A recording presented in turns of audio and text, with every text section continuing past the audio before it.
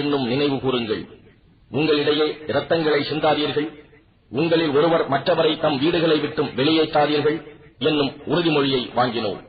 இதன்படி நடப்பதாக உறுதியளித்தீர்கள். அதற்கு நீங்களே சாட்சியாகவும் இருந்தீர்கள். இவ்வாறு உறுதிப்படுத்திய நீங்களே உங்களிடையே கொலை செய்கின்றீர்கள். உங்களிலேயே ஒரு சாராரை அவர்களுடைய வீடுகளில் இருந்து வெளியேற்றுகிறீர்கள். அவர்கள் மீது அக்கிரமம் புரியவும் பகைமை கொள்ளவும் அவர்களின் விரோதிகளுக்கு உதவி செய்கிறீர்கள். வெளியேற்றப்பட்டவர்கள் இவ்விரோதிகளிடம் சிக்கி கைதிகளாக உங்களிடம் வந்தால் அப்பொழுது மட்டும் பழிப்புக்கு அஞ்சி நஷ்ட ஈடு கொடுத்து அவர்களை விடுதலை செய்து விடுகிறீர்கள். ஆனால் அவர்களை வீடுகளை விட்டு வெளியேற்றுவது உங்கள் மீது தடுக்கப்பட்ட செயலாகும். அப்படி என்றால் நீங்கள் வேதத்தில் சிலரை நம்பி சிலரை மறுக்கிறீர்களா? எனவே உங்களில் இவ்வகையில் செயல்படுகிறவர்களுக்கு இவ்வுலக வாழ்வில் இழிவை தவிர வேறு கூலி எதுவும் கிடைக்காது.